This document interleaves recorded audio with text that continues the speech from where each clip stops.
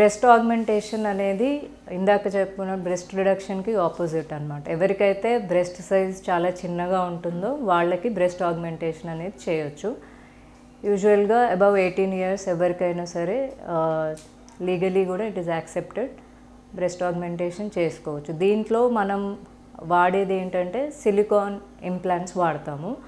ఈ silicone implants అనేవి standardized implants with various sizes, shapes and volumes అనమాట. మన దగ్గరకు ఒక పేషెంట్ వచ్చినప్పుడు ఆవిడని ఎగ్జామిన్ చేసిన తర్వాత తనకి ఎలాంటి ఇంప్లాంట్ వాడాలి అనేది మేము ఒక డెసిషన్కి వచ్చిన తర్వాత వాళ్ళకి కూడా అర్థం అవడానికి కొన్ని సైజర్స్ ఇస్తాము ఇంప్లాంట్లోనే.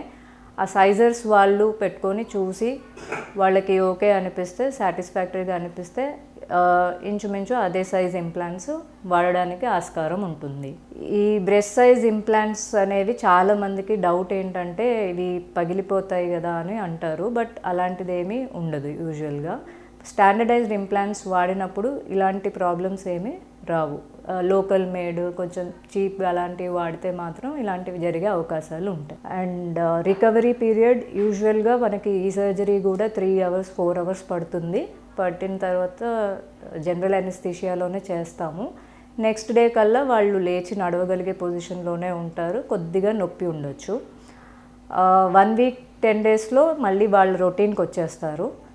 ఈ బ్రెస్ట్ ఇంప్లాంట్ వల్ల రిజల్ట్స్ అనేవి మాత్రం ఒక 2-3 నెలలు పట్టవచ్చు వాళ్ళకి ఫైనల్ రిజల్ట్ తెలియడానికి. అండ్ ఈ బ్రెస్ట్ ఆగ్మెంటేషన్ సర్జరీ వల్ల పెద్దగా కాంప్లికేషన్స్ ఏమీ ఉండవు. కొన్ని చిన్న స్కార్ తప్ప వేరేవేమీ ఉండవు.